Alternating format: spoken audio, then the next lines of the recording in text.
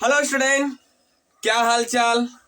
हम उम्मीद करते हैं कि आप लोग जहां पर भी होंगे बहुत अच्छे से और बहुत बढ़िया से। चलिए आज के वीडियो में हम लोग डिस्कस करते हैं स्टूडेंट, एक ही नाम के कई रिएक्शन जो आपके एग्जाम में आ जाते हैं तो हम लोग कंफ्यूजन महसूस करते हैं। तो आइए हम इस तरह के रिएक्शन को लेकर आए जो एक साथ, ताकि आपके कंफ्यूजन अगर बोर्ड में हो वो भी क्लियर हो जाए और यदि पढ़ते समय हो तो वो भी क्लियर हो जाए। तो आइए हम तीनों रिएक्शन, यानी ढेर सारे रिएक्शन अगर बात करें ओवरऑल, तो ढेर सारे रिएक्शन को कंफ्यूजन को दूर करने के लिए आज हम लोग आए हैं। तो सबसे पहले हम देखते हैं कौन कौन सा रिएक्शन है भाई।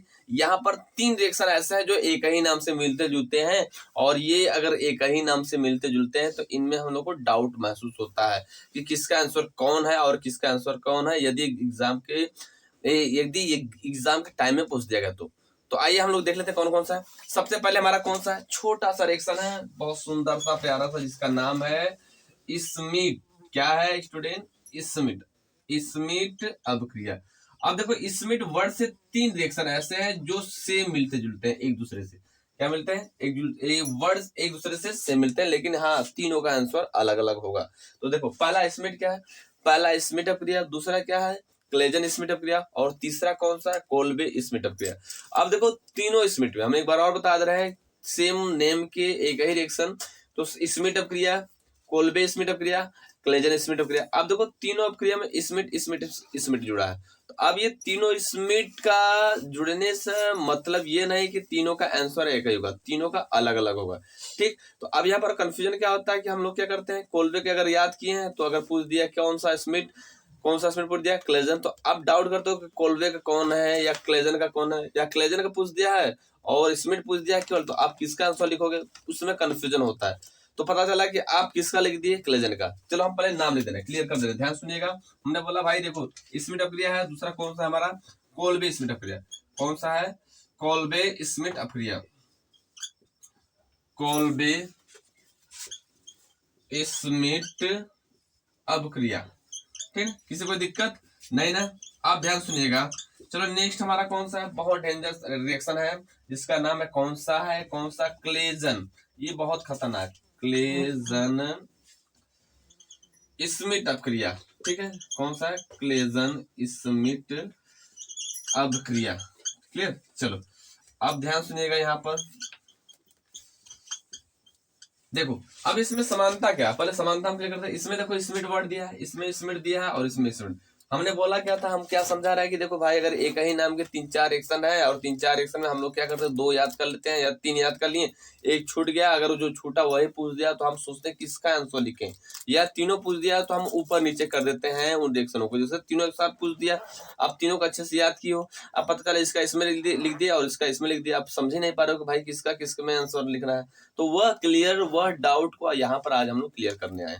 चलिए देखिए, हम लोग ध्यान सुनिएगा, बहुत ही इंपॉर्टेंट। अगर आप पढ़ रहे हो अच्छे से तैयारी करो तो बैठ कर जहां बैठो उसको अच्छे से नोट करो और अच्छे से उसको तैयारी करो, ताकि एग्जाम में आपका जो कंफ्यूजन ना आए और इससे मुक्त रहो और बेहतरीन से बेहतरीन नंबर लेकर आओ एग्जाम के बोर्ड में, वो भी केमिस्ट्री, ऑर्गेनिक केमिस्ट्री, सबसे टफ ऑर्गेनिक केमिस्ट्री, इनमें आप अच्छे से अच्छे नंबर लेकर आओ। तो देखो ध्यान से हुआ क्या, सबसे पहले हमारा क्या स्मिट अभिक्रिया, कौन सा है? स्मिट अभिक्रिया। स्मिट अभिक्रिया कैसे डिफाइन करेंगे, बोलोगे जब मोनोकार्बोक्सिलिक यौगिक को, या जब प्राइमरी कार्बोक्सिलिक यौगिक को, या कुछ नहीं बोल पा रहे सिंपल से बोलो, जब कार्बोक्सिलिक यौगिक को हाइड्रोजोइक अम्ल के साथ H2SO4 की उपस्थिति में गर्म करते हैं तो कार्बोक्सिलिक से CO2 निकल जाता, बनता क्या है 1 डिग्री एमीन। तो इसी प्रक्रिया को हम लोग क्या बोलते हैं, इसी प्रक्रिया को हम लोग बोलते हैं क्या, स्मिट अभिक्रिया। ध्यान सुने एक बार और पहले समझ लो, उसके बाद फिर डिफाइन कर रहे हैं। हमने बोला क्या कि जब कार्बोक्सिलिक अम्ल को, किसको? जब कार्बोक्सिलिक अम्ल को हाइड्रोजोइक सूत्र होता है अमोनिया का उल्टा, जैसे अमोनिया का सूत्र आप जानते हो कि NH3 होता है, इसी का उल्टा कर दो भाई, N की जगह जो हमारा N3 हो जाएगा, उसके बाद क्या हो जाएगा, यानी NH3 में अब उल्टा हो जाएगा तो N3 हो जाएगा, H क्या हो जाएगा, 1 हो जाएगा। तो यहाँ पर क्या बोला कि जब हम कार्बोक्सिलिक अम्ल को हाइड्रोजोइक, यानी हाइड्रोजोइक का सूत्र क्या होगा, N3H। जब कार्बोक्सिलिक अम्ल को, प्राइमरी कार्बोक्सिलिक अम्ल को हाइड्रोजोइक अम्ल के साथ H2SO4 की उपस्थिति में गर्म करते हैं, क्लियर? जब गर्म करते हैं तो होता क्या है, 1 डिग्री एमीन और CO2 का निर्माण होता है, 1 डिग्री एमीन।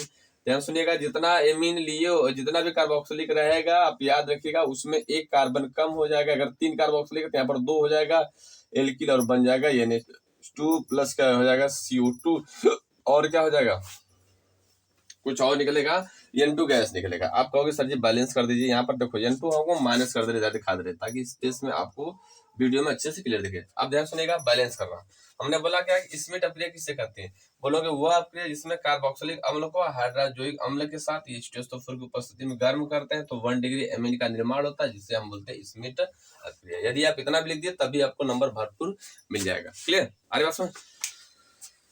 अब देखो हुआ क्या, लिखा गया नहीं कि भाई कार्बोक्सिलिक अम्ल है, ध्यान सुनिएगा, जब कार्बोक्सिलिक अम्ल है तो यहाँ पर क्या है N3H। अब होगा क्या कि कार्बोक्सिलिक अम्ल जितना होगा उससे एक कार्बन को कम कर देना। तो अब यहाँ पर क्या होगा, ये CO2 बाहर निकल गया और H एक नाइट्रोजन यहाँ निकल गया, इससे जुड़ गया, बन गया हमारा क्या एथेनेमीन। और उसके बाद फिर बचा क्या यहाँ पर 2 नाइट्रोजन गैस N2 गैस के रूप में बाहर होगा। इसका नाम क्या हो जाएगा, IUPAC से नाम एथेनेमीन। केमिस्ट्री पढ़ रहे हो तो जरूर नाम लिख कर आना बोर्ड के एग्जाम में। क्या लिखोगे,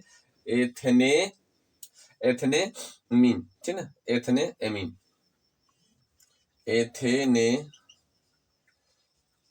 क्लियर, किसी कोई दिक्कत। अब ध्यान सुनो, नेक्स्ट हमारा क्या है, कोल्बे स्मिट। अब ये कोल्बे स्मिट वाला तो बहुत डेंजर खतरनाक रिएक्शन है। अब देखो इसमें क्या होता है, कि जब हम फिनॉल की क्रिया, ध्यान सुनिएगा बहुत डेंजर, जब फिनॉल क्रिया सोडियम हाइड्रोक्साइड के साथ करते हैं तो सोडियम फिनॉक्साइड आयन बनता है। क्या बनता है, सोडियम फिनॉक्साइड। अब सोडियम फिनॉक्साइड को फिर हम किसके साथ रिएक्शन कराते हैं, किसके साथ, कार्बन डाइऑक्साइड और किसकी उपस्थिति में, किसके, सोडा लाइम की उपस्थिति में। तब बनता है क्या हमारा सैलिसिलिक अम्ल बनता है, जिसे हम बोलते हैं क्या, कोल्बे स्मिट अपक्रिया। तो आइए इसको क्लियर करते हैं। हमने क्या बोला कि जब फिनॉल की क्रिया, अगर सबको दिख रहा है तो कमेंट बॉक्स में बताओ सर जी दिख रहा है, यस या नो। क्लियर, देखो जब फिनॉल की क्रिया हम किसके साथ करते हैं बाबू, सोडियम हाइड्रोक्साइड। शायद आप लोग पढ़े होंगे कि अगर एसिड और बेस मिलता है तो जल बाहर निकल देता है और लवण बनता है। देखो अभी हमारा क्या हुआ, एसिड, और ये हमारा क्या हुआ, बेस। अब इनसे हमारा OH निकला, यहाँ से H निकला, तो माइनस क्या हो जाएगा, H2 निकल गया। दिख रहा है, सबको दिख रहा है अच्छे से। अब होगा क्या, फिर बन जाएगा यहाँ पर बहुत सुंदर सा प्रोडक्ट, सोडियम फिनॉक्साइड। क्या बन जाएगा, सोडियम फिनॉक्साइड। यहाँ पर स्पेस नहीं लिख रहा हूँ, अब लिख लीजिएगा। हमने क्या बोला, फिनाल की क्रिया जब हम क्षार के साथ करेंगे तो जल बाहर निकल गया, OH यहाँ से, H यहाँ से, और ये सोडियम जुड़ गया तो बन गया सोडियम फिनॉक्साइड। अब इस सोडियम फिनॉक्साइड को हम किसके साथ रिएक्शन करवाएंगे भाई, कैल्शियम, किसके साथ कराएंगे, CO2 के साथ, कैल्शियम नहीं रहेगा, CO2 के साथ किसके उपस्थिति में, कैल्शियम मोनोऑक्साइड की उपस्थिति में। कैल्शियम मोनोऑक्साइड और सोडियम, ये सोडा लाइम कह सकते हैं इसको, ठीक है। इनके उपस्थिति में जब गर्म करेंगे तो हमारा क्या बनेगा, और देखो यहाँ पर बनेगा हमारा क्या बनेगा, ध्यान सुनिएगा, सोडियम सैलिसिलेट बनेगा, सोडियम सैलिसिलेट बनेगा, सोडियम सैलिसिलेट अम्ल का निर्माण होगा। क्लियर। अब इसका अगर हम क्या करेंगे, HCl के साथ, या हम अम्लीय इसका जल अपघटन कराएंगे तो बस कुछ नहीं, यहाँ पर बनेगा क्या भाई, बन जाएगा यहाँ पर NaCl, और हमारा क्या बनेगा, यहाँ पर आसानी से इजिली बन जाएगा सैलिसिलिक अम्ल। क्या बन जाएगा, सैलिसिलिक अम्ल, यानी हमारा बन जाएगा आर्थो हाइड्रोक्सी कार्बोक्सिलिक यानी बेंजोइक अम्ल। क्या बन जाएगा, आर्थो हाइड्रोक्सी बेंजोइक अम्ल, आर्थो हाइड्रोक्सी बेंजोइक अम्ल। क्या बन जाएगा, बेंजोइक अम्ल, जिसे हम बोलते हैं कोल्बे स्मिट अपक्रिया। किसी कोई दिक्कत, चलो रुक जाओ।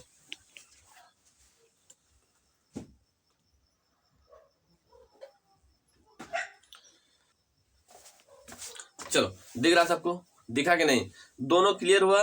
कौन सा क्रिया, स्मिट अपक्रिया, और कौन सा है, कोल्बे। एक बार और रिवाइज कर देना। स्मिट अपक्रिया किससे कहेंगे, जब हम कार्बोक्सिलिक अम्ल को हाइड्रोजोइक एसिड के साथ गर्म करते हैं H2SO4 की उपस्थिति में तो 1 डिग्री एमीन का निर्माण होता है, जिसे हम बोलते हैं क्या, स्मिट अपक्रिया। कोल्बे स्मिट अपक्रिया क्या होता है, जब फिनॉल की क्रिया हम सोडियम हाइड्रोक्साइड के साथ करते हैं तो बनता है सोडियम फिनॉक्साइड आयन। यदि सोडियम फिनॉक्साइड आयन को या सोडियम फिनॉक्साइड लवण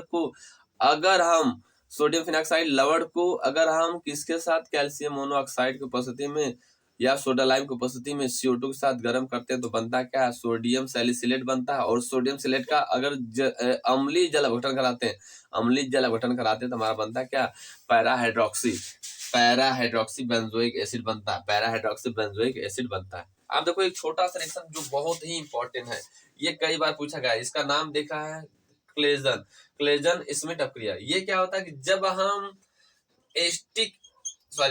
एस्टल, या आप कह सकते हैं जब हम एथेनॉल और बेंजिल एल्डिहाइड, यानी किसके साथ, बेंजिल एल्डिहाइड, ठीक है। यहाँ पर बेंजिल के CH2 हो जाएगा, सॉरी CH2 हो जाएगा इस तरह। देखो जब हम एथेनॉल और बेंजल एल्डिहाइड क्रिया किसके साथ करते हैं, क्षार की उपस्थिति में करते हैं। एक बार और सुनो, कौन सा चीज क्लियर नहीं हुआ, ध्यान सुनो। जब हम एस्टर एल्डिहाइड, किसको, एस्टर एल्डिहाइड और बेंजल एल्डिहाइड की क्रिया, जब हम एस्टर एल्डिहाइड और बेंजल एल्डिहाइड की क्रिया प्रबल क्षार की उपस्थिति में करते हैं तो बनता क्या हमारा, अल्फा बीटा, क्या बनता है, अल्फा बीटा, ठीक ना। देखो अल्फा बीटा, अल्फा बीटा असंतृप्त एरोमेटिक एल्डिहाइड, क्या बनता है, अल्फा बीटा, अल्फा बीटा असंतृप्त, यानी इंग्लिश में बोलेंगे अनसेचुरेटेड, सेचुरेटेड एरोमेटिक, ठीक ना, क्या हो जाएगा बाबू, एरोमेटिक एल्डिहाइड, ठीक है। ये हमारा कहलाएगा क्लेजन स्मिथ प्रक्रिया। एक बार और ध्यान सुनेगा, क्लेजन स्मिथ प्रक्रिया किससे करते हैं, जब एस्टर एल्डिहाइड और बेंजल एल्डिहाइड क्रिया इसके साथ प्रबल क्षार की उपस्थिति में कराते हैं तो क्या बनता है, alpha beta unsaturated aromatic compound बनता है, जिसे हम बोलते हैं क्या, क्लेजन स्मिथ प्रक्रिया। अब ये डाउट क्लियर हुआ कि नहीं, यस या नो। देखो हमने बोला 3 रिएक्शन है जो एक ही नाम के हैं और तीनों में बहुत ज्यादा कंफ्यूजन होती है और ये तीनों कई बार पूछा गया बोर्ड के एग्जाम में। तो अब ये जो रिएक्शन बताएगा, आप अगर डिफिनेशन नहीं लिख पा रहे हो, रिएक्शन लिख दे रहे हो, बस रिएक्शन लिख दो और अच्छे से इसका नाम लिख दो, आपको भरपूर नंबर मिलेगा, ये पूरी 100% गारंटी, क्लियर। अब अगर डिफिनेशन लिखना चाहते हो, कॉपी को भरना चाहते हो बोर्ड के एग्जाम में, तो बस जो जो लिए उसी को लिख दो कि इसको हम मिलाकर इसके उपस्थिति में तीर के ऊपर जो है उसकी उपस्थिति दिखा दो और इसकी उपस्थिति में हम गर्म करते हैं तो बनता हमारा ये। उसके बाद डिफिनेशन भी और रिएक्शन भी, बहुत अच्छे से नंबर मिलेगा आपके बोर्ड के एग्जाम में, बात समझ पा रहे हो। तो ये है छोटा सा आपके लिए गिफ्ट, बात समझ में आ रहा है। चलो अब एक चीज और बता रहा हूँ आपको कि आज क्लास 10 यूपी बोर्ड का साइंस का पेपर था, बहुत ही धमाकेदार पेपर हुआ और बच्चे ने अच्छे से कमेंट किया कि सर मेरा रिजल्ट लगता है कि अब की बार 99% जरूर देकर जाएगा। और साइंस का पेपर बहुत बेहतरीन तरीका से हुआ और उन्हें बोला कि सर जो भी पढ़ाए थे आप यूट्यूब पर, जो भी चैनल पढ़ाए थे, सब एकदम परफेक्टली एग्जाम में आया था और मैंने अच्छे से तैयारी किया था आपके सहारे, और उस सहारे के अकॉर्डिंग रिजल्ट भी हमारा जहां तक उम्मीद है कि बहुत अच्छा सा आएगा। तो इस बात से हमको बहुत खुशी मिली और हम उम्मीद करते हैं कि आप भी इसी तरह अच्छे से रिस्पांस दो ताकि आने वाला फ्यूचर आपका मंगलमय हो और साथ में रवि हो। चलिए हम तब तक के लिए मिलते हैं next day after some time. Thank you so very much.